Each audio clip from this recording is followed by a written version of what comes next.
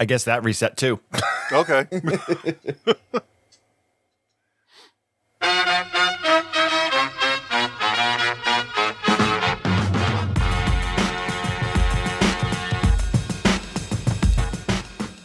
Yes. Yep. We're here. Yes, we're back. In a good mood. Are you in a good mood, Chris? Yeah. After the show, I will be. I know that. I'm not sure right now. Yeah. No, I get that. No, I'm in a good mood, man. It was a nice chill weekend. My last chill weekend before Travis's summer baseball season starts. Oh. So. And that's like every day plus an extra day they made up just to have more days? No, it's weekend tournaments. Some of which start as early as Wednesday. Oh wow, okay. Yeah. So we got a tournament in Old Orchard. It says it's in Old Orchard Beach, Maine, but all their games are in Lunenburg, Maine, not Old Orchard Beach. Right. And not necessarily really that close to Old Orchard Beach either. Well, I mean, I guess in theory, Maine's a big state, so yeah, I don't know how close they are. So maybe. I'm looking because I'm curious now. Yarmouth, Maine. Sorry. Oh. Yarmouth, Maine, but the name of the tournament is the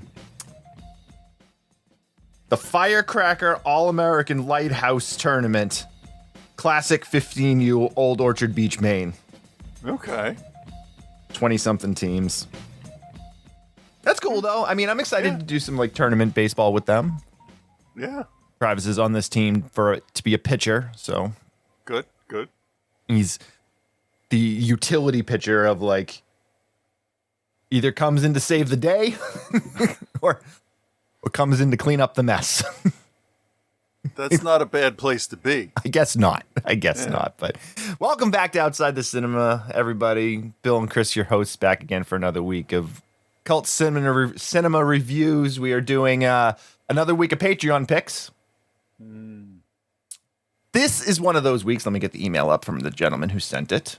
This is one of those weeks where we wonder why we let you pick the movies for us. No, not exactly for me. I wonder why I participate in this. Fair enough. But Mark is this week's patron. Short and sweet. Hey guys, I don't feel the show has been sleazy enough lately. Okay.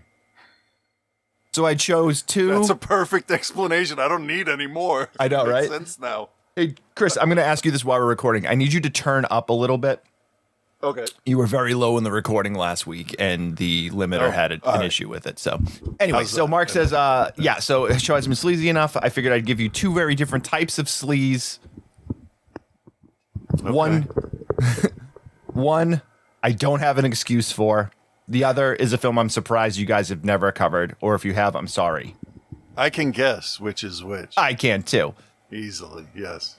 First up, a bizarre Japanese pink film from 1988, U.S. title Rewind. With a dash. With a dash. There's like 50 movies named Rewind. Yeah, R-E-wine, and then I'll read the Japanese title when we go through get into the review and stuff. And one of Winghauser's finest hours, Vice Squad. I actually can't argue that. Yeah. Hope you enjoy. And if you don't, part of the point. Yeah. Mark. Thanks, Mark. Well, good. He got to the point. Yeah. And with me. And now it all makes sense, right? Like, it makes sense. No, it does. And I'm totally cool with the picks now. Before I was a little like, what the fuck? Yeah. No, Vice Squad is a film that I'm actually surprised we've never covered. I was okay with that until about halfway through when it's like, oh, they just want to beat up on women. The producers or somebody that made the movie. I don't know if there's a they. But Vice Squad and Rewind. Yeah. Cool. If you're a Patreon member and want to send us some movies and we haven't covered anything for you recently, not saying that we wouldn't cover anything anyway, but I know like Donnie had sent a whole list of films, some of which we had covered, some of which we hadn't, so we kind of picked and chose different ones there. But if you, and we still have a bunch of patrons that haven't sent films. So, hey, send us a film, email it to us at outsidethecinema@gmail.com, or just send a message to Patreon at patreon.com/outsidethecinema. Both of those work. We will do our best. You don't have to worry about it being like unheard of or we've never talked about what, if it's your favorite or your most hated, Bill will read it and decide. And there we go. Honestly, 18 plus years into this show, we've covered, we, in comparison to a lot of other podcasts out there, we've done bottom of the barrel. So yeah, because you've been looking. You made a documentary, and I'm sure you came across middle of the barrel and then scraping at the bottom of the barrel, trying to get in from outside of the bottom. I just can't seem to find the bottom of it. It just keeps going. It's like this weird TARDIS situation. Nice reference. As soon as all of these like streaming slop movies start hitting 10 years, we're going to have a really hard time. Yeah. They're I watched somebody described them as like vapor movies, like you watch it, but no one recollects it at all. No, like it didn't really exist. Yeah. And then he named off 10 movies that have huge stars in it that I'd never heard of that came out in the last 2 years. Yeah. And that made me think, am I out of touch?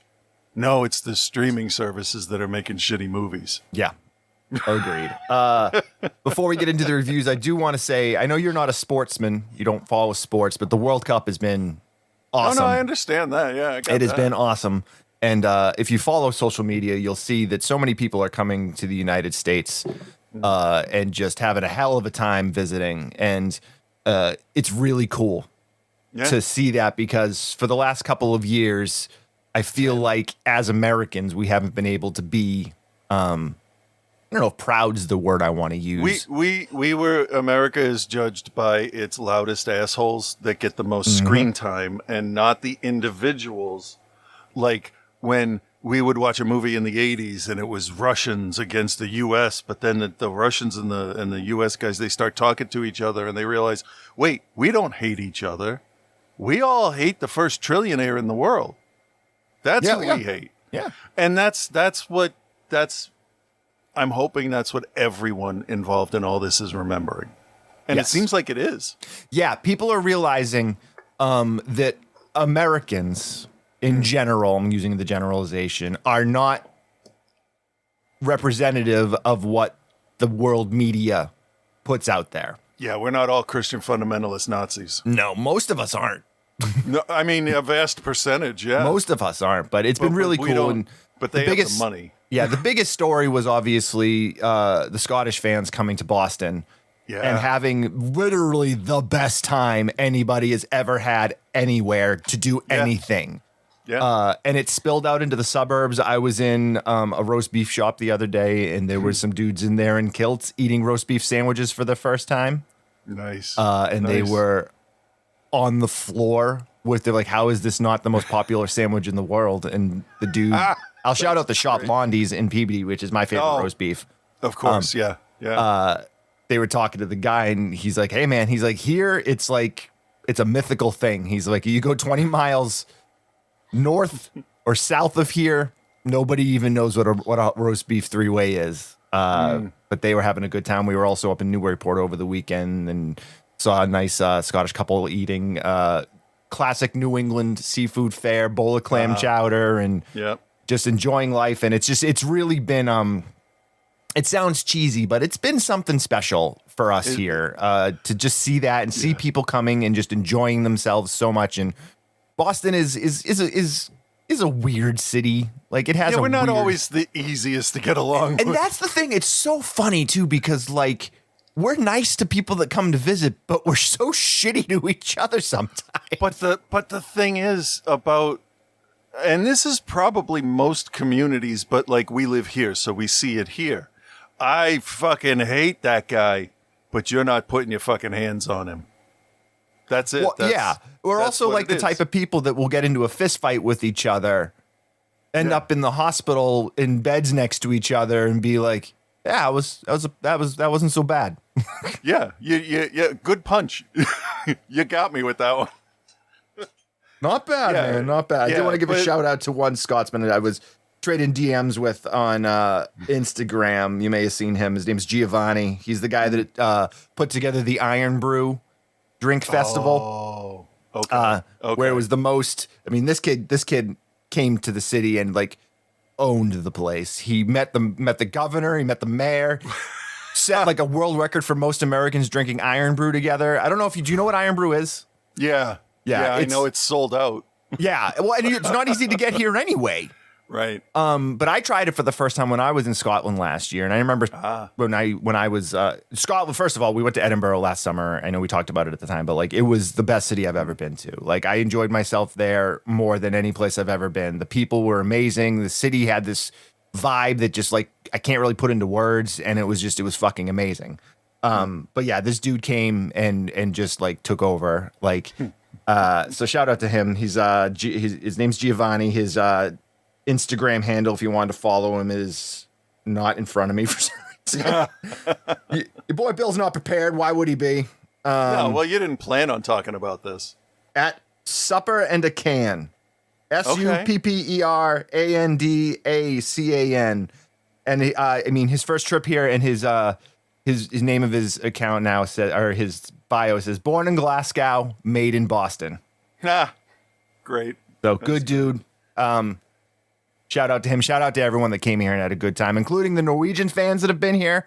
It's just been it's awesome. And I mean I'm a big soccer guy anyway, so I'd be watching the World Cup regardless. But it's really cool to see the vibes everywhere. Mexico City looks like the biggest party on the planet.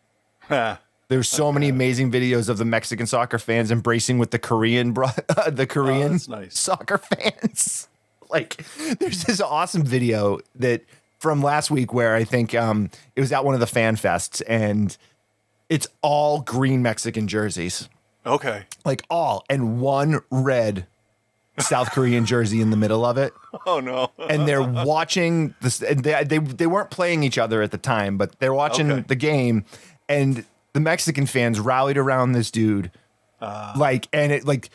They scored, and like they picked him up and started throwing him in the air, and like, oh, that's awesome. It was incredible stuff. So great. Yeah, that's been cool. So that's I think one of the reasons I'm in a good mood, because we haven't had a lot to be in a good mood about recently, and sure it's not going to last. So yeah, I have seen a lot of people with the jerseys in and around work. It's I'm not saying that there's a lot of out of state license plates that don't know how to drive like us here.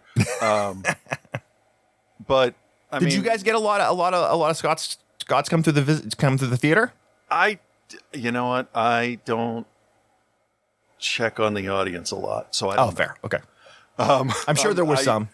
I'm sure. I'm usually in the booth or behind something, making sure temperatures are good, everyth's running at this point now. Doing your job. I mean, yeah. I mean that.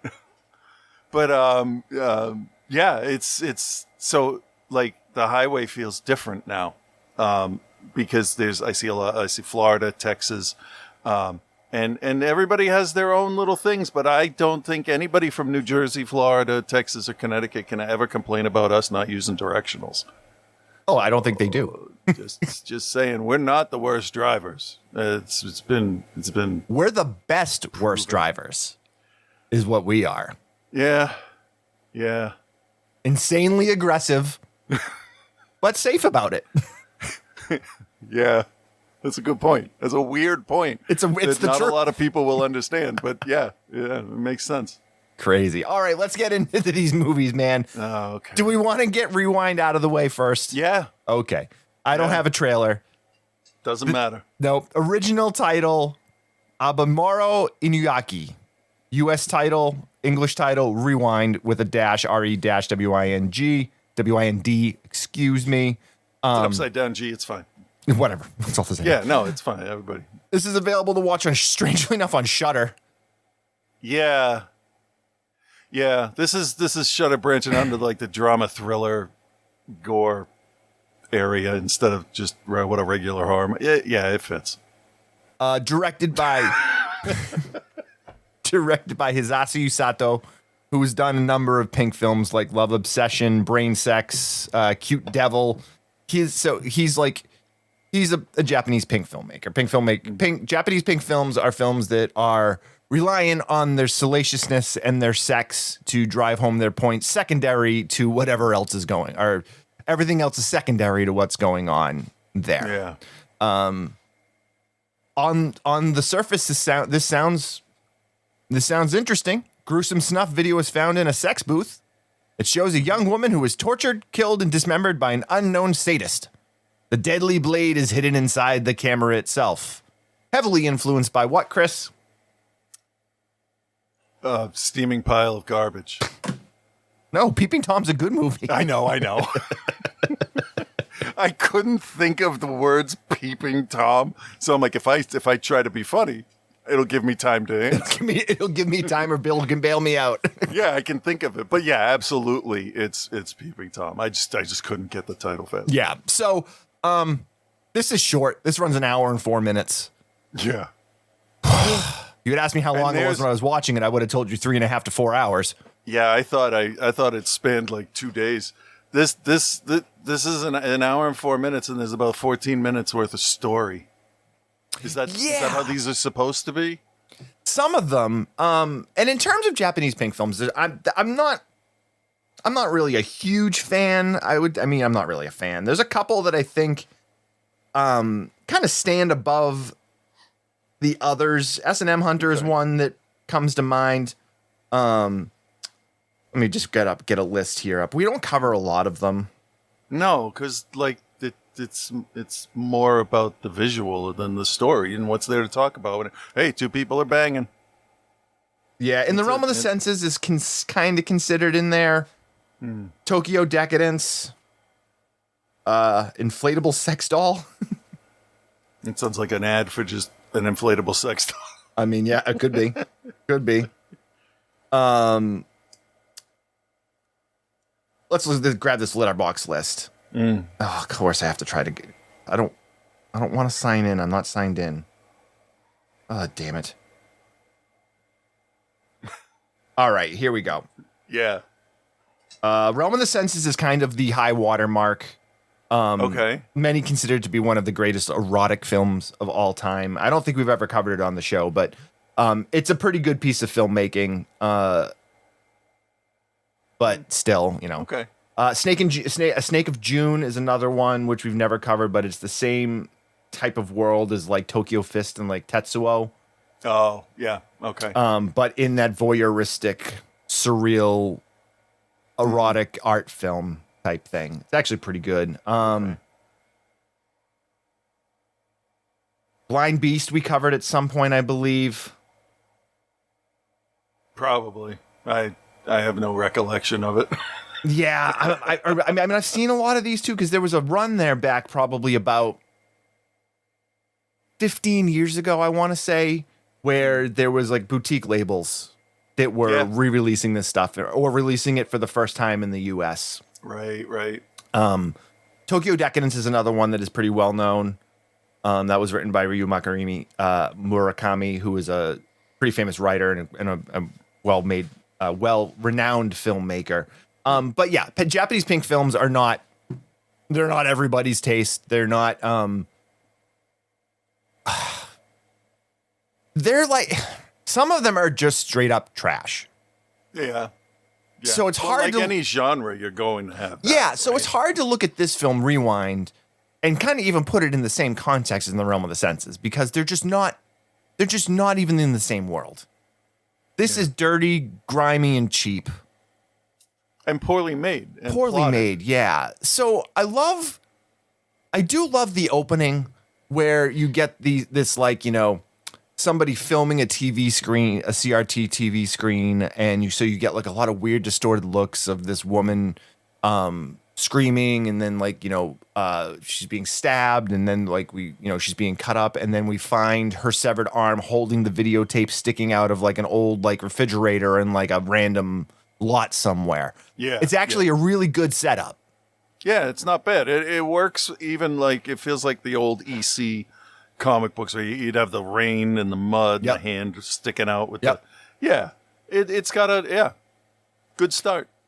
And that's then what really did they it. do? Give it up to somebody else to finish it after? I don't know, but like the idea is that, there's a serial killer that's going around murdering people, murdering women, and videotaping it, and then leaving the tapes in random places. Okay. Yeah.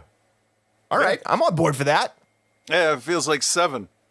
So, yeah. So then we go and we there. meet a couple of our main characters, and I don't remember their names because none of them matter. Right. And they work in a porno booth place where you go in and you rent videos by the minute and take care of your business and then Yep. go on your way. Yeah. One of the guys that works there, or the guy that works there that goes in and cleans up the booths afterwards. I believe they're called the Jizz Mopper. Yep, the Jizz Mopper. The Jizz Mopper, Yep. as we have been so affectionately told over the years. Yep. And he finds a random videotape that somebody left behind. Yeah. Takes it home, sees it's a woman being murdered. He's not sure if it's real or not, trying to figure it out. But then things get weird. Because he's living with a woman. Seems to be his girlfriend. It seems to be. Seems to be. Yeah. Until they start like hugging and kissing and stuff. And she says to him, let's perform incest. Yeah. I know when I do the incest thing, I like proper grammar as well. Yeah, so I'm assuming something is lost in translation here. Or not. I mean, it was probably translated from "What are you doing, stepbrother?" So that's fine. Maybe. But either way, bad taste in my mouth from this moment on. Yeah. And so these sex scenes are right to the point of pornography. Yep. Like lots of amateur pornography. Yeah. There's no penetration shown, there's no genitals shown. And in Japanese pornography it's usually blurred out anyway. So but like it's right to that line. Yeah. And the scenes go on for extended minutes. The first sex scene is I believe, aside from the opening, it's the first 8 minutes of the film. Right. It's one of the longest ones. I'm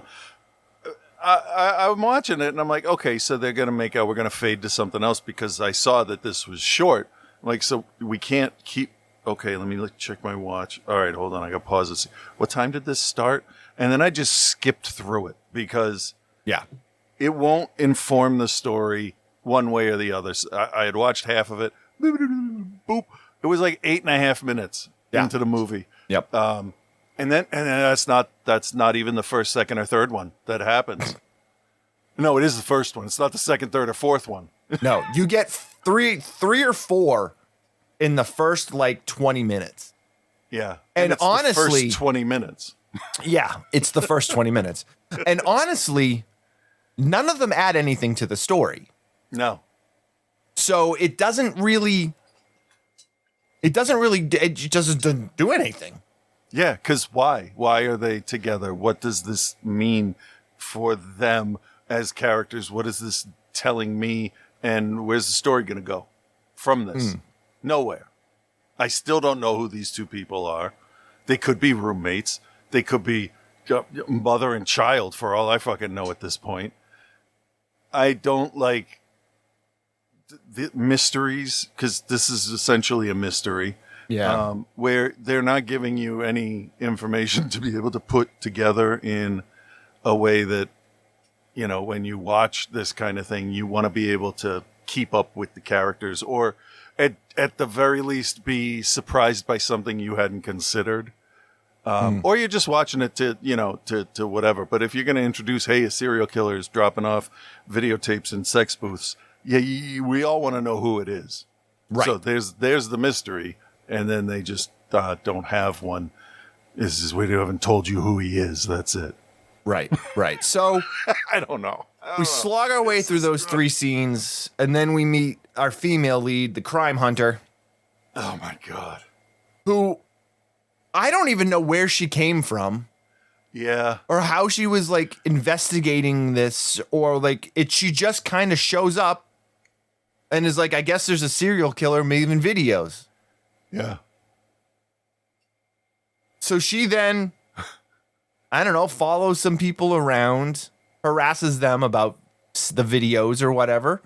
And then there's a filmmate. So there's like this other side story of like the underground extreme video club that makes different videos. Yeah. And there's a one director who's like made like the one film that's supposed to be like the most important one or whatever. And no one knows who the actress is, even though it's the girl that works at the thing. But she's like, oh, that's not me. And they're like, well, you look just like her. Oh, no. Do you think I'd be here if that was me? And I'm like, yeah, I do. Well, I don't understand what that question means. Like, is that supposed to, what kind of doubt is that supposed to bring on the fact that you're in a sex murder video and now you work in a sex video shop? A sex murder shop. Yeah. So there's that. She's trying to question the filmmaker. He doesn't take any interviews or whatever. And then we see that he makes like these really extreme videos. So there's that side of it. Then there's the brother sister duo where he just keeps religiously watching this video and she keeps questioning him about it. And so then like halfway through the film, 35 minutes or whatever, they drop the whole sex thing like that. Then that doesn't even like come back. And then they fast forward to your conclusion where they reveal who the killer is. And you're like, okay, well, what's the motivation?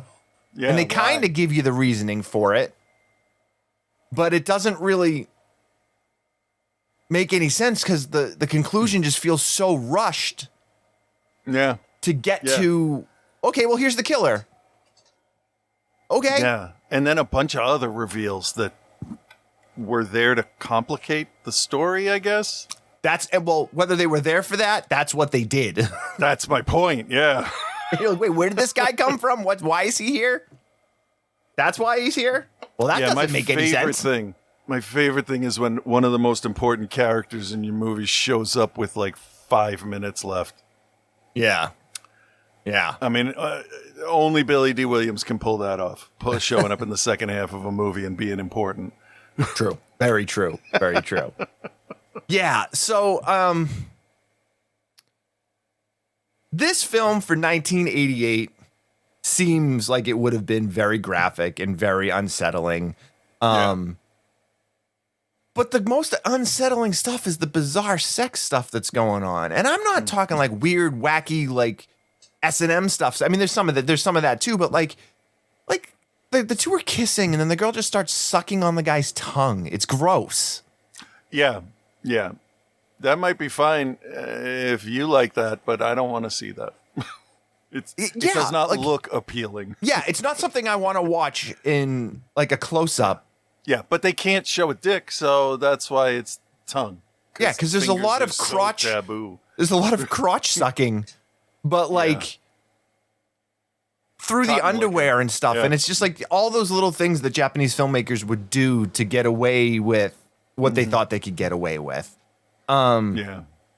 But it is interesting how like the sex side of it just kind of disappears halfway through, and then they ramp up the violence for the final third of the film. And because Peeping Tom is such a great film and a classic film, and I love the symbolism they use of the camera being the weapon, literally and figuratively. And that's, if you're gonna steal from a movie or homage it, that's a great one to do it with. But when you undercook your plot so much that you're questioning where people came from in the final 5 minutes of the film. Also, that random scene where she's eating the pasta and there's maggots in the pasta. Yeah, I don't know what that was. Where did that come from? I don't know. Was there any kind of hypnosis angle going on that we didn't know about? Not that I know of. Vampires and Chinese food that was consumed that we weren't shown. I don't know, but I do know that just seeing the maggots, which they looked like maggots this time. I'll give them that. Normally it's mealworms. The noodles she put in her mouth had absolutely no maggots on them at all. So fool me once. No, you didn't even fool me once. So right. I don't know. But it didn't make sense. Like maybe she's losing her mind or she can't trust what she sees, but they didn't really do anything with that. So I don't know. They didn't re-examine that at all. No, it was just that one moment. But out of all the gross things in this film, the grossest thing is easily the guy cleaning up the booths in the sex shop without any gloves on. Yeah. No gloves. You know what's going on in it. 88. Oh, yeah, no, he knew. Of course he knew. Maybe he didn't need to wear gloves at that point, you know? He's just a gross dude. Well, no, like how much more infected with AIDS could you get? Oh. Ooh. That's what I'm saying. So maybe it's like that's a grim little reminder of The time period. How free love and sex ruined everything for all of us. Sorry. Well, I'm going to grade this now. I don't know about you. Good. But Chris, do you recommend, and what is your grade for Rewind? I don't recommend this, and I'm going to give it an F. I hated this thing. It's not interesting at all. Like I don't think that this would deserve a strip nude for your killer third time's a charm review. It's not gonna get any better. No. From there. There's nothing like endearing about any of the characters. There's better porn out there and there's better mysteries out there for free. So just avoid this. I'm going to give it an F. I hated it. Yeah. Yeah. I'm right there with you, man. Yeah, I'm not recommending this. It's sleazy as hell. They're right. The Patreon people are correct. Yes. No, I understand what Mark was getting at with having us review this because it's a sleaze, and every now and then, you know what? It's a good review to have us really hate something. Yeah. That's true. And there was nothing redeeming about this. You know, some of the other ones that I've seen, at least like there's good performances or there's like, you know, smart mystery. This has none of that. And it just like not even like cool little like Easter eggs or like, and nothing, just nothing. It's just not even a wink at the camera. No. There were opportunities plot wise where that could have been done. Yeah. Not recommending it. And as far as a grade, I mean, you know what? I think I'm going to fail it too, man. I know I very rarely fail stuff, but this is just, there's nothing about this. Yeah. So hopefully this is the review he wanted from us. Cause I can't imagine. It's unique. I didn't look at the IMDb reviews, but I can't imagine this has high scores. No, at the most I would say a 4.5. And that's even being. Yeah. Because of the sex scenes. That's why. Right. Yeah. All right. Well, there you have it. Garbage. Rewind. Don't watch it. Yeah. But 1982 was the release of Vice Squad. And this is actually much more of a cult classic. It definitely, I think, has a place. And I believe I have a trailer. Oh. Hollywood, the dream and the nightmare. Somebody call the cops!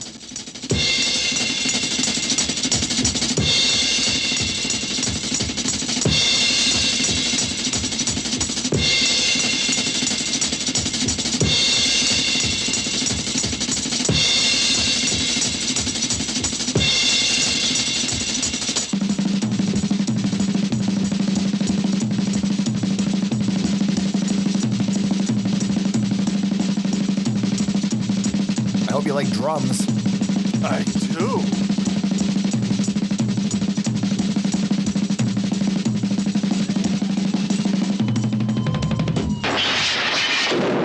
The Hollywood Vice Squad, the real story, the true story, coming soon from Avco Embassy Pictures. Well, there you have it. That was a lie. There you have it. Vice Squad 1982. Directed by Gary Sherman. Also director of Poltergeist 3. Oh, okay. There we go. Yeah. There you go. Poltergeist 3. He worked on some writing for the Poltergeist TV series. Let's see. Look at his other directorial stuff here.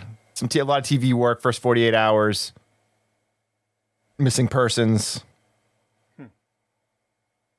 Yeah, nothing too much. He looks like he's made a pretty good life for himself, though, doing production and doing some writing.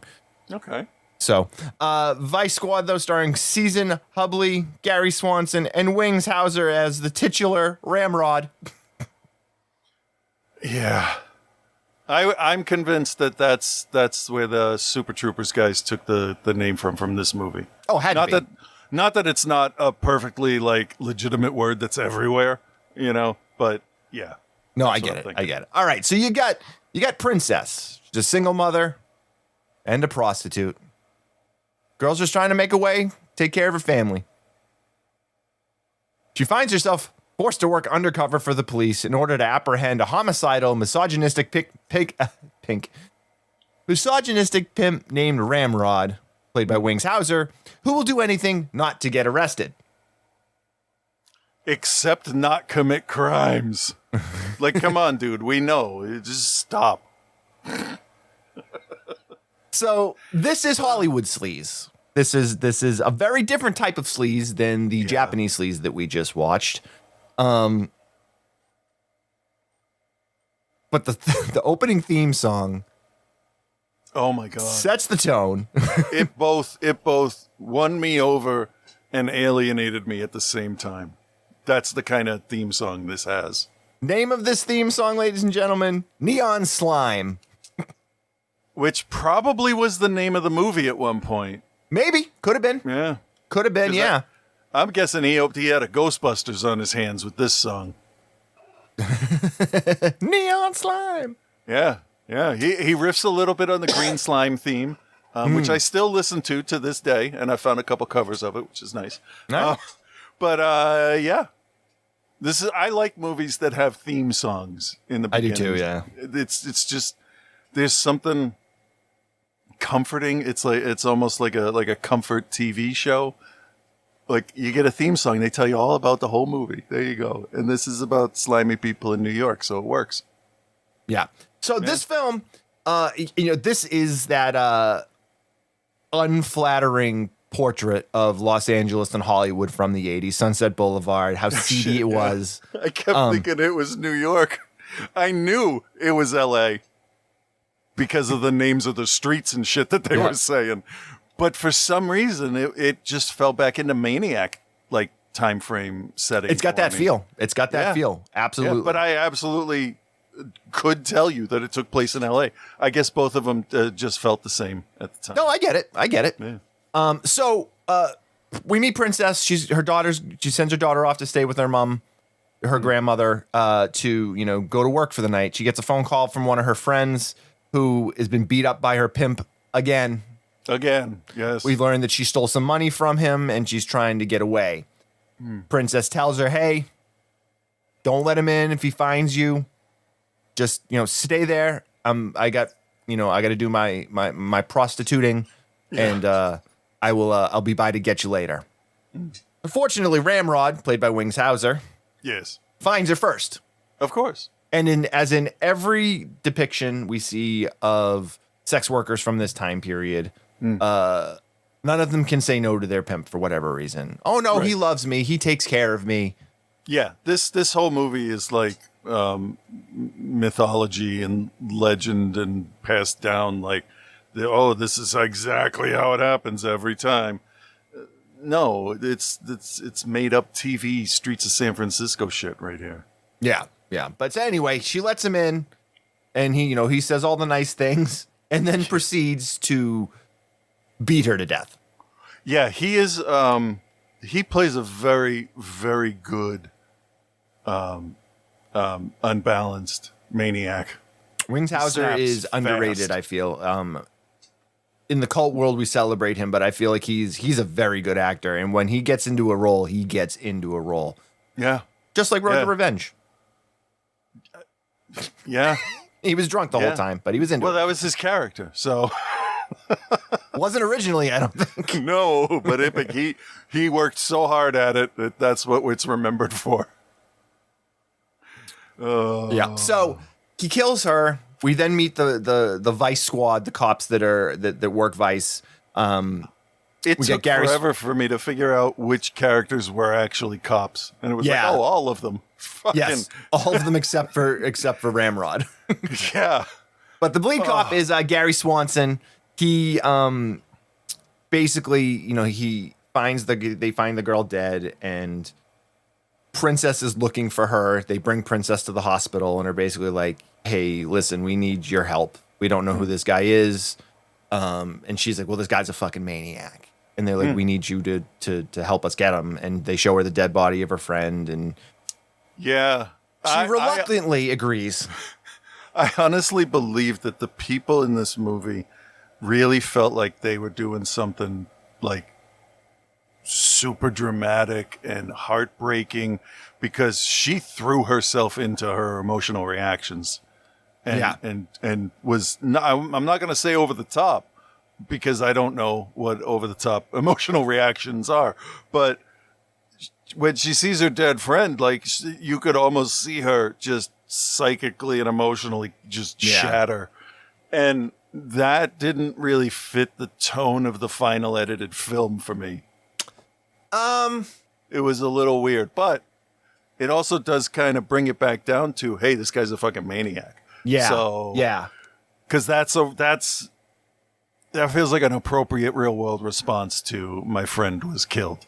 One of the things that frustrates me the most when I watch like crime shows, and I do watch a lot of true crime stuff. Apparently, I've got white women syndrome, but is how when police are doing their interviews and they're like talking about what happened, and they're always like, "Well, he didn't seem to react the way I would expect a person to react when finding out his wife was killed," and it's like, well, nobody reacts the same way. No. And I know that as your job, you have seen a large number of these reactions, but it makes me so mad because I don't know how I would react in that situation. And then, like, you're supposed to react a certain way so they don't think you're a murderer.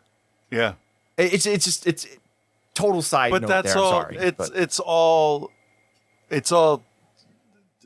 I'm gonna call it boomer police stories. Because back then the police were tough and they were in charge and you did what they said. Yeah. So they could do whatever they wanted to, kind of like, anyway. But that's what we have going on here. It's that what that episode of Brooklyn Nine-Nine was talking about, when old Stacy Keach author comes in and he's like, that's what we used to do, stuff it down with Brown. And like, that doesn't fly anymore. It didn't even fly in like the 80s. 90s, yeah. I mean, it did in the 80s. But my biggest problem with the whole thing is that the policing that they do seems like criminal vigilante shit. Yeah, also not very good at it. They are terrible. The police work does not age well. They're about as effective as any Italian police looking for whoever wants to kill Fennec. Yeah. It's just like, you have a warrant? Here's my warrant. Bang, bang, bang. Like, no, that's not how it works. You can't force people to work for you under duress. Like, what the fuck? It's just, it's not a cop movie at this point. They're not really, it's weird. Like, they want to get the crime off the street. They want to whatever, but like,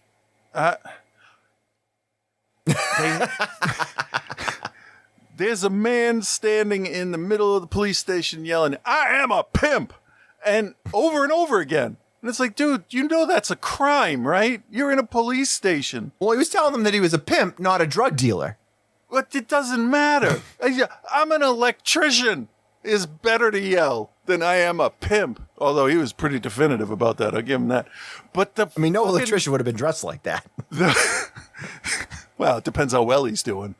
But no, the main lobby in RoboCop was more organized than this. I know, it was crazy. It was insane. It was like a bunch of those tiny monkeys that steal everybody's shit in the Philippines were just running everything. Nobody was in charge. Was there a captain? Were there repercussions for any of this? Who knows? Yeah, right. Who knows? Anyway. So they talk her into basically trying to get this guy, and he picks her up and they go to a room and basically get him to admit she's wearing a wire and get him to admit to stuff. And then they come busting in and they arrest him. Yeah. After he cuts into her, right? Yeah. Yeah. Yeah. Oh, hold on. Let's wait.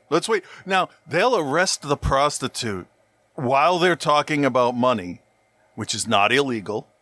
Nope. But they'll wait for the serial killer that has been named as an assailant multiple times. They'll wait till he cut up the girl that you like just a little bit. Just a little, you gotta get the proof. But no, she can say, yeah, I usually charge $50 for a blowjob, and you're arrested for that. That's not soliciting. That's stating a fact. From my knowledge, it's not a crime until money changes hands. Right. So Right. it's little shit like that when it's like you're gonna be super fucking fascist about this, but super fucking hippie-ish about this other shit that you agree with. So yeah, I mean, fine, it's all and whatever. like you see like the cops build different relationships with different girls and like I like there's that. That's realistic. yeah, and it's it's hard to look at a film like this from 2026 because sex work is such a different thing now. It's still illegal most of the country. It's still horrible for a lot of people, yeah. For a lot of people, yeah, but there's also this side of it where like people have been able to kind of like almost streamline their business models. like yeah. So anyway, let's get back to the movie. We don't need to talk about the state of the sex work industry right now because That's as true, a 'cause white male, I don't know enough about as a white male in his 40s, I am not the person to talk about on it. So Yep. anyway, so they get him, they arrest him. He then manages to escape, and now he has threatened Princess and been like, when I get out, I'm going to kill you. Yeah. Right. He threatened that in front of the cops. In front of the cops, so they made it smart where like he was able to escape from them. It wasn't like he was let out on bail or something. Right. And he did move pretty fast and violently. I'll give him that. It looked like he was actually trying to escape. Yeah, no, they did. Like Winghauser does a great job in this. So he escapes, but now they have let Princess go for the night, and this is 1982, so they can't just call her on the cell phone. Right. But they know he's coming for her. Yep. And then the rest of the film is the cops trying to locate her, trying to locate him trying to locate her, and her kind of being oblivious that she's even being stalked at this point because she doesn't know that he's gotten loose because, again, no cell phones, no internet, 1982 world. Yeah. And then That's she a gets very beat good up point. by a guy, like she brings a guy in and that beats her up because she wasn't into it enough for him. Oh, yeah. Yeah. And then obviously eventually Hauser finds her and we get, a big standoff.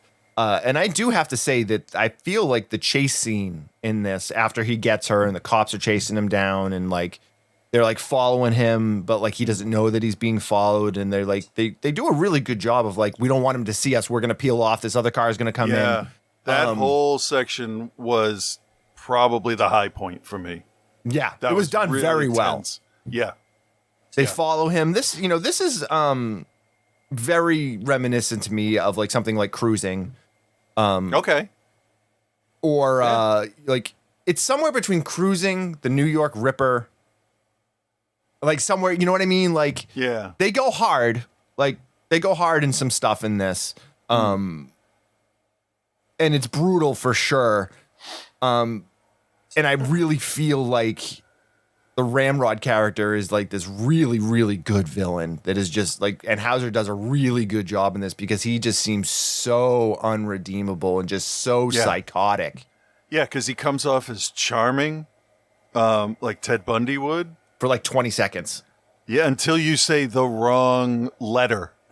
When I go in this house, if they say anything starting with a W, I'm going to fucking kill them. And that's how it is. Everything's fine until something arbitrary snaps in him. And usually it's you say something he doesn't like. Yeah. But it's like they sub in his twin brother that has a completely different acting style and look in his eyes.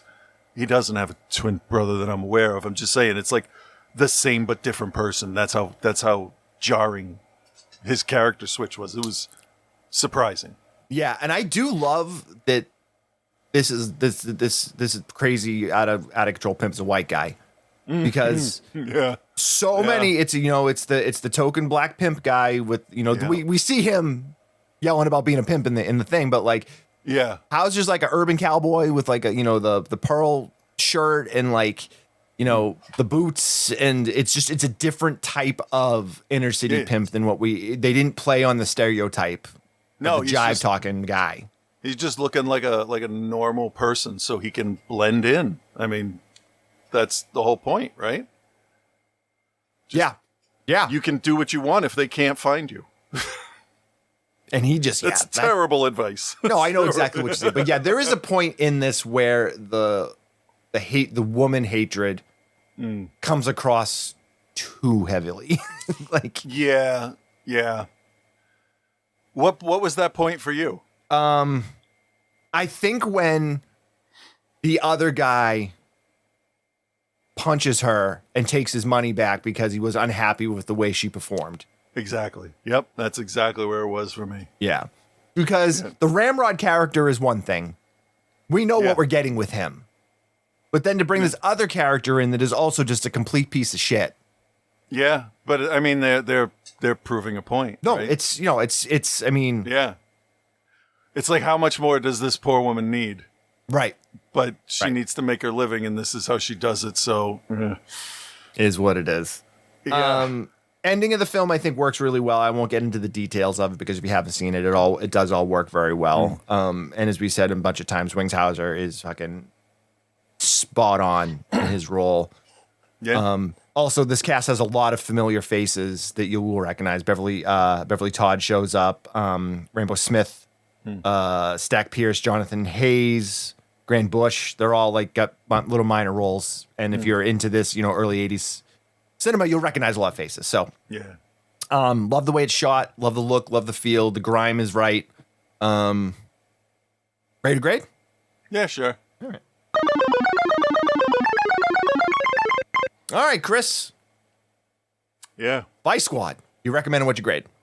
I'll recommend it, but I didn't like it. I thought it got too mean at certain points, and it kind of fell off of that delicate balance of, there's a brutal maniac out there and will protect you, and then they sort of just don't. There's women being thrown in the trash. It's all kind like not even symbolic stuff, just like straight up. This is how society treats people. Yeah. Especially that time period, sex workers were considered a throwaway commodity. It's Yeah. it's truly awful. But like, I mean, I've watched so many documentaries, like serial killer documentaries and crime documentaries, where if you were a sex worker in the early 80s or the late 70s, like you were considered disposable. Yeah. If you're still alive, then you're lucky. Yeah. Is apparently how it goes, which is awful. And like, I don't like thinking about that, but it is part of the history of the fucking country that I need to know about, because I need to know everything. Yep. So, but like the cops they seemed extra shitty. Like there were cop shows on the screen on TV at the time where the cops are maybe a little bumbling, maybe a little clueless, but Yeah, like Hill Street Blues, like but that was part of that generally, time period. like generally decent cops, right? Decent with a hard edge, I think, is what that this time period really was. Yeah. The ends justify the means kind of thing, but up to a point. Right. And I don't care for that anymore. So that's a personal thing there Okay. that I don't. That's fair. Oh, that's a fair. If we're gonna do that, we might as well just watch what's it called? With Charles Bronson shoots everybody. Oh, not 10 to Midnight. 10 to Midnight's the one I love. Death Wish. Yeah, no, not that one. Yeah. Death Wish is sort of the same thing, but like the cop is not a cop, or he is. I can't remember, and it's just more killing. Yeah, vigilante justice. Yeah, because that's how the cops were behaving. I'm gonna give it a C-. I think I don't like the movie, but I probably would have if I watched it back when it came out. Yeah. Because that was the reality we were being fed about, the state of the world. So we were all into that. Oh yeah, get the crazy people off the street. Prostitutes need to not be prostitutes. Blah blah blah. It's okay, whatever. Things are going to change, and the older I get now, the more I realize, how easy it is to fall out of the whole idea of something. Like you can fall out of movies in general. Like I see titles of stuff, and I'm like, the fuck is that? Who is that person? That kind of thing. Or just news or technology or whatever, and sometimes you don't need to go back and learn it. And I don't know what my point is. But what the fuck was I trying to say? You graded it. So I did. I think you were done. Yeah. It was something about how it just doesn't matter anymore. It's a whole thing. It's a whole genre of film that doesn't seem to need to be made anymore. Yeah, and you wouldn't make stuff like this now, and it would be very different if you did. But like, it does have its place, I think. You know. Well, I mean, you can do it, but it's Maniac with Elijah Wood. It's different. It's good version of a new slimy movie. Yeah. So, I am gonna recommend it. I think in terms of like your hard-edged cult exploitation stuff from the time period, I feel like this is actually a really good example of it. It does hold a lot in that Maniac, original Joe Spinell Maniac, or some of the the De Palma stuff, or any of that. I think it's very well done. As we said a number of times, Wingshauser is fucking incredible in the role. I think the woman that plays Princess, I think she does a really good job and falls into that role very well. It's shot grimy, it's shot dark, but it works. I enjoyed this. I do with the things, because it's not the type of film that's like you're going to enjoy, but I think it's very well made for what they're doing. I think they got their point across, and I feel like it's, enjoyable in that like they succeeded in doing what they were going to do. Yeah. Maybe a little heavy-handed at a couple points, but not enough to really like deter me. So I'm going to give it a B-. A B minus, right on that borderline in there. Because I think if you're a fan of a lot of the stuff that we watched, then this is definitely something you'll enjoy. Or maybe, again, enjoy is not the word, but like this is something that you'd want to check out. Yeah. So Mark, I feel like you probably got the reviews you were expecting from us on these. So hate one, I would guess, appreciate the other. Yeah. Yeah. Speaking of hating one and appreciating the other, we come to Joe, who is finishing off the Marine series this week. Let's 6, right? I think, Marine 6, The Reawakening or something. The Re-Marining. Well, hello, Bill. Hello, Chris. And hello, OTC. Marine 6, Discharge. Boy, Joe here, and this week Bill took me back to the Pacific Northwest. So he made me watch the Marine 6, Close Quarters. Oh, sorry, my bad. Going through the Marine franchise kind of got me thinking about action movies in general.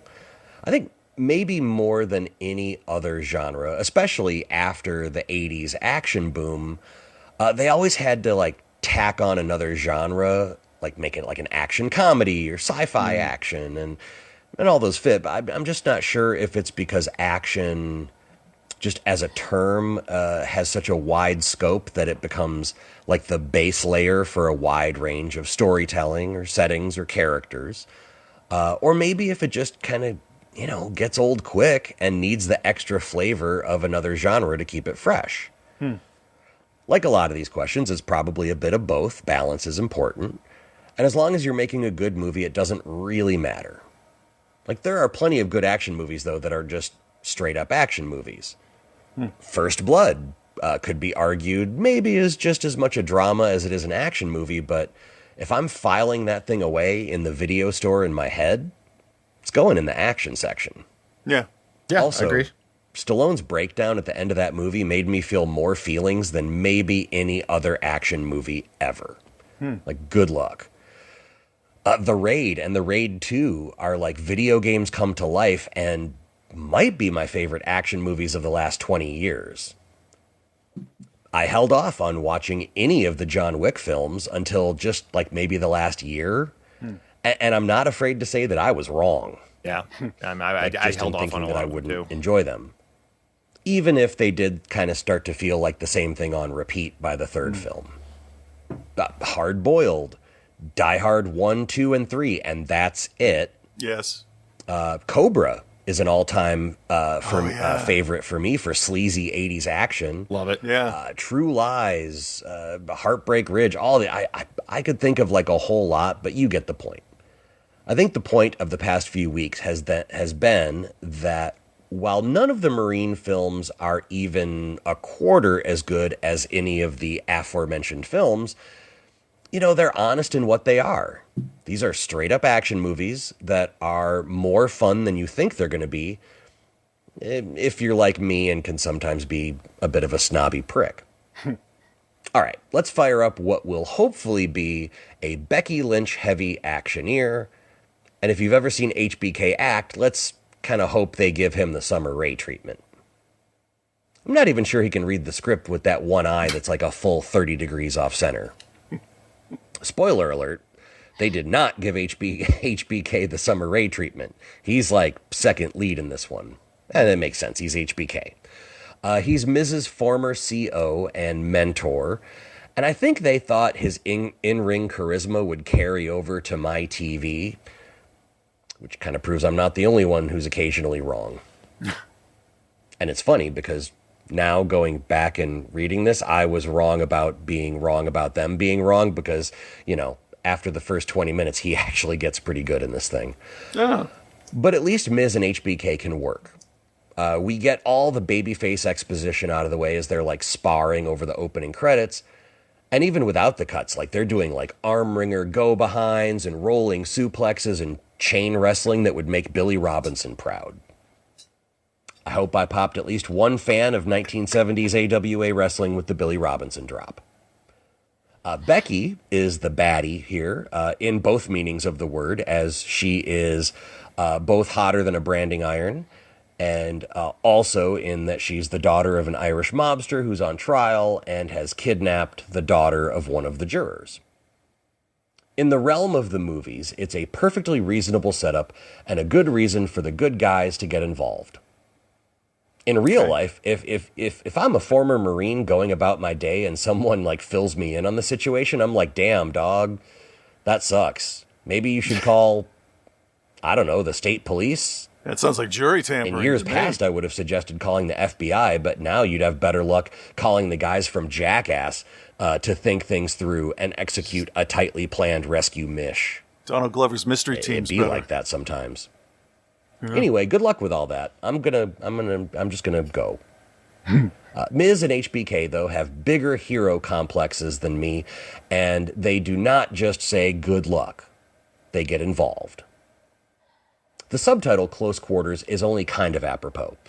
The ship pops off when Miz and HBK, who's a VA worker, go to check on a crusty old vet squatting in an abandoned brewery. Close quarters technically because, you know, it's a confined space, but boy, they do like a couple exterior wraparound shots of this place and it's fucking massive. It's like a 10-floor like factory that's like, I don't know, fucking huge. Big old fuck off building. I mentioned The Raid earlier, and I think someone at WWE watched that movie before they made this. I'm not saying it's a ripoff, but it obviously, without a doubt, was inspired by. Becky and her crew have the juror's daughter held captive on the top floor. Miz and HBK are leaving after checking on the old vet guy. They hear a noise, investigate, and now it's two unarmed Marines and a scared girl versus, I don't know, maybe 2.5 dozen well-armed organized crime thugs. But by movie logic, this should be over with by lunch. In real life, it would be over by lunch, but with a completely different outcome than I'm sure this movie will have. So yeah, there's buddy Marines trading quips while fighting bad guys. They kill almost all of them. Action, action, action. And the good guys win? Question mark? I like that. Win? Not really, because extra strength spoiler alert. I'm going to give you a second on this one. Just in case there was ever a chance you're going to want to watch this movie, extra strength spoiler alert. Miz gets sent to Valhalla maybe just a few minutes into Act 3. Like, what? Like, they always say subvert expectations, and boy, did they. Because, like, these have always been pretty traditional. The good guy's always going to triumph. He's gonna, you know, the bad guys are going to get some heat on him, but he's going to make the fiery babyface comeback and win the day. And they not only iced the hero, but they did it really well. And they made me feel something. Like, that's a lot. Anyway, HBK saves the day. Here's the thing. The good. HBK actually grew on me over the course of this movie. Like, he's not a great actor, but he is charming.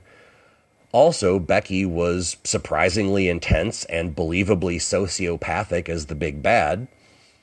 And the swerve of Jake Carter meeting his end after 4 movies of surviving the impossible, I was very genuinely surprised that they actually did that. So much so that I'm like, once that happened, I was paying like acute attention to the film to be like, okay, when is he going to pop back up? Like, you know, oh, he's dead. Oh no, we're going to, and then at the end, he just kind of like comes stumbling out. No, they never did that. In fact, he's in a fucking body bag. Oh. Like, I did not think they'd have the balls to do that. The bad. As with all the Marine movies, the casual dialogue is fine. The little quippy stuff between HBK and Miz is kind of cute and funny, and all that. But when they need to do some exposition or like remind you who a character is, this thing is as ham-fisted as me walking out of the Easttown Deli with a number 3 clenched firmly in my hand. The Marine 6 was actually up there with the better entries. I actually kind of enjoyed this, like, more than I thought I would. They went out on top. 6 is going to get a C+. The series overall is going to get a straight C. You could do way worse for, like, mindless, fun action films. Okay. I don't know what's next, so I need my homie Bill to fill me in. We're Bill? gonna stick with action only. We're gonna go to Hong Kong, and we'll be doing the Police Story series, classic Jackie Chan. I think there's 6 films. Okay. I think. All right, OTC Nation, you heard the man. I'll be back with whatever he said next week. Until then, be good, everyone. I'm surprised Yeah, that me the too. Marine fared as well as it did. Yeah. Because it didn't take itself too seriously, apparently. I guess so. Yeah. All right. And so really went for a shock at the end. So good for I bet the them. Miz wrote in that he could do a death scene. Speaking of death scenes, it's time for Reverend Scott's segment. Here we go. I saw a new movie. You want to hear about it? That's fine. I guess.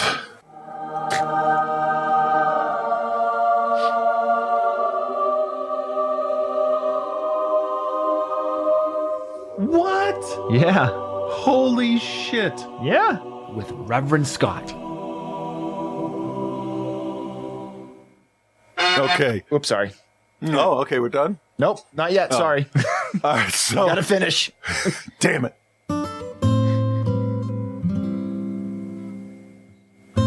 Hey there, Bill and Chris. This is Reverend Scott. He is a presence. He's something.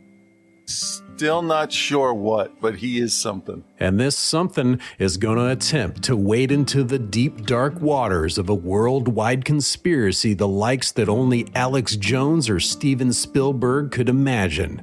Well, also co-writer David Cope, who wrote the screenplay for Jurassic Park, but no one wants to watch that movie, not when they can watch Disclosure Day instead. Yeah, I could see that. Yeah. That's right, Demolition Day, a movie made by a man named Steven Spielberg. Do you know anything about any movie that Steven Spielberg has ever made? No. No, but now we will. Yeah. Well, seeing as how he was executive producer on Small Soldiers and Twister, let's just say old Steven is no stranger to alien movies. And that should get you really excited. So I'm still on board at this point. Excellent, because from the moment Desperation Day starts, we're thrown right into a wrestling match between Red Guy and Blue Guy. I'm sure Joe knows them. And we meet one of our protagonists in the audience, Dr. Daniel Kellner. But we don't really know he's a doctor exactly. I guess we kind of do. I don't know. But he's played by Josh O'Connor. He's the guy. He's the guy. The guy. He's the Mary Sue. of the Mary story. Sue, He's yes. the Luke Skywalker. And he's surrounded by people in dark clothing that want his backpack. And they take him outside and they bring out Daniel's girlfriend, Jane, played by Eve Hewson, who just so happens to be Bono from U2's daughter. But I'm sure she's here on her own merits. Anywho, Jane was all tied up in the back of a van, so they release her in exchange for the backpack. Now Daniel and Jane are surrounded as the people in black start looking for all these USB sticks in that backpack. And that's when Noah comes out. And his name doesn't really matter. All you got to know is that he's the evil CEO of the Vortex Corporation, played by the Kingsman himself, Colin Firth. And he's all about smug aliens? and thinks he's won. Yeah, I think but so. Daniel pulls out a shiny metal MacGuffin, and everyone gets really scared and lets Daniel and Jane leave. And they retreat to a convent where, like, Jane used to be a nun, but she didn't really become a nun yet, and Daniel never knew this, so they talk about that. Now, I know what you're thinking. What the fuck is going on? Well, too bad you don't get to find out yet, because we have to move on to more characters, such as Margaret, a meteorologist for local Kansas City news, played by that lady from Bill's favorite movie, A Quiet Place 2, Emily Blunt. What do you think of that, Bill? I'm like, okay, this is fucking awesome. Yeah, I was into it. I'm like, this is great.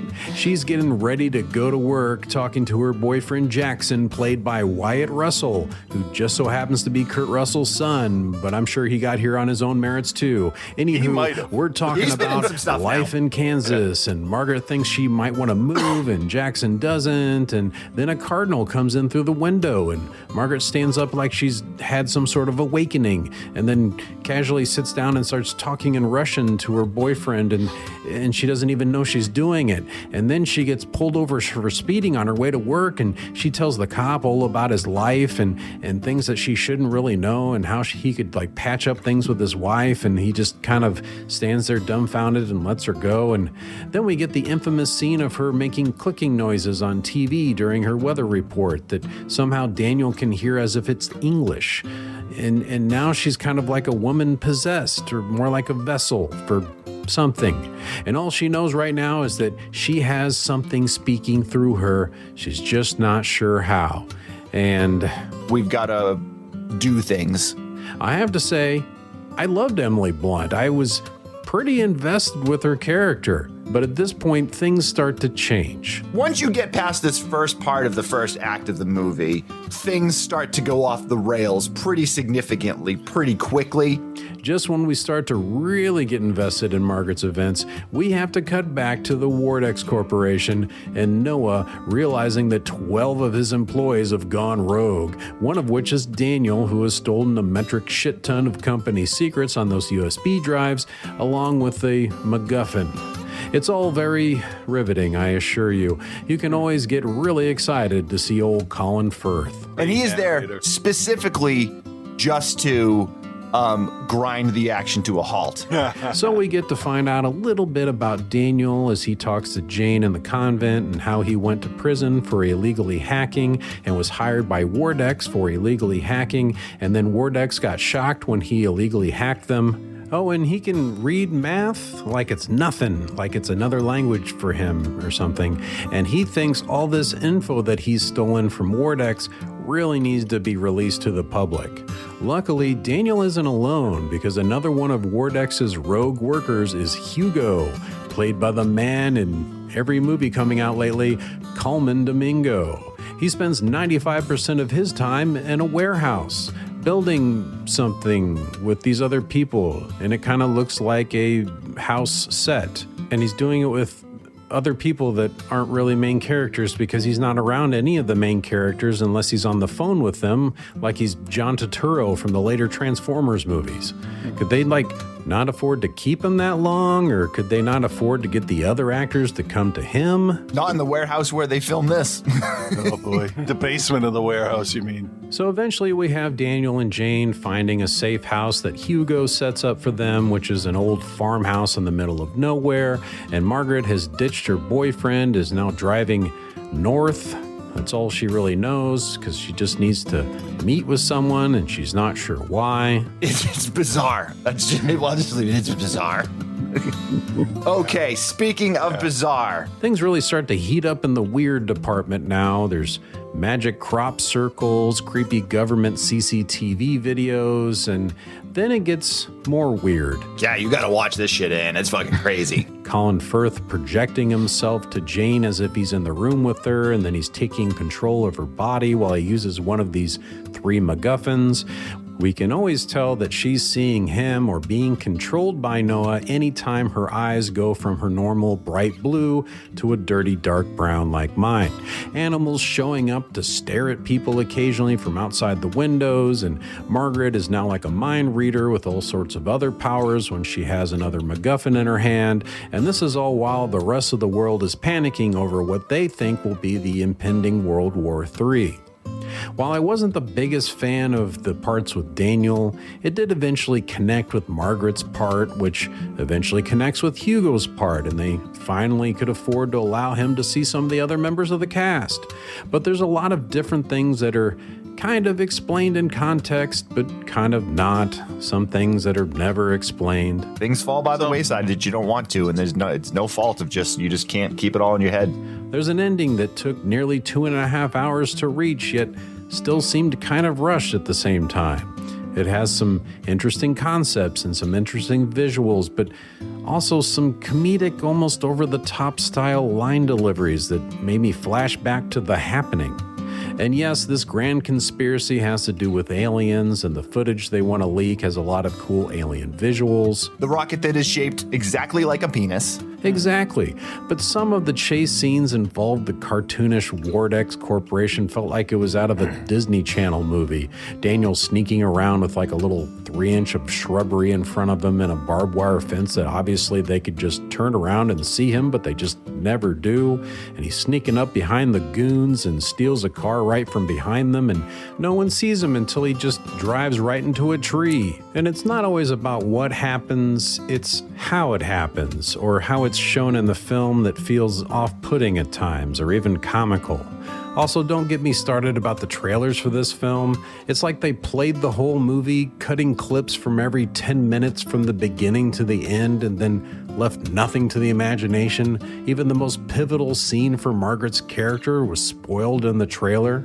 And John Williams does the score, and I don't think I could pick out anything that I remember from that score at this point. Interesting. But maybe you'll see this and totally disagree with me. The song is terrible. The effects are bad. None of it makes any sense. Perfect. Okay, I'm on board. So at the end of the day, after a 3-year-long development, why did this take so long to get released? Why isn't it universally loved by fans? And why does basically no one seem to understand it? We go to the ghost of Steven Spielberg speaking through the vessel that is Bill for an answer. But yeah, just like anything else, man, sometimes things take time. Sometimes things don't go the way you want them to. And sometimes it's just, you got to figure it out. So I give this a very tepid recommend. Maybe just wait for it to show up on streaming, because this is a far cry from some of the memorable classics from Steven Spielberg's past, like Twister. And I give Disappointment Day a C+. It's not bad, but it's not good. All right, review over. That sound can mean only one thing. That's right, time to see how you did on your reviews, starting with Sons of Steel, aka... Very that big stuff. and operatic, yeah. Yeah, ultra rock opera. It's just like Yeah. Tommy. Wow, that sounds amazing. Tell me more about the music. New wave of British heavy metal without any of the anger and ferocity of those new wave of British metal bands. We'll use Iron Maiden as an example. I don't know if they're the Yeah. best example. Something like that style with basically all of the teeth taken out of it. That's sweet, but no one likes British teeth, so I give Sons of Steel an A-. But the review gets an A. After that was Freaked, aka Everything except shoes. Yep. written and directed by the half-monster face sex symbol himself, Alex Winter. He's going to sure, bang yeah. all the chicks. He pulls, Chris. He pulls. He does. With Bobcat, Mr. T, Brooke Shields, and a dozen other stars that I'm not sure how he managed to get in this has to get an A. And that review gets an A as well. Ooh, good week wow, for us. Bang up job, guys. Great. Thanks for nothing. Because literally, it was nothing. Yeah. Wow, you're welcome.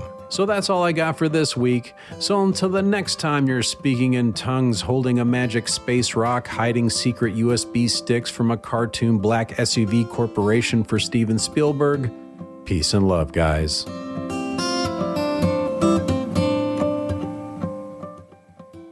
Thank you for listening to the final Holy Shit with Reverend Scott. Or is it? Is this the last one? I don't know that. God damn it.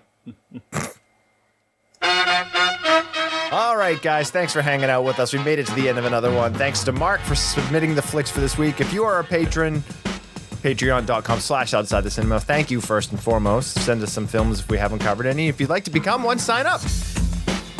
Any monthly donation helps keep the show alive. All the money gets put right back into keeping the show on the air, fixing things when they break, paying for internet, whatever we need to do the show for you is where that money goes. Yeah. Follow Chris and I at Cthulhu and at OTC Bill on Instagram. And yeah, we'll be back next week with some more movies. How's that sound, Chris? That's fine. All right, then. Everyone have a good week.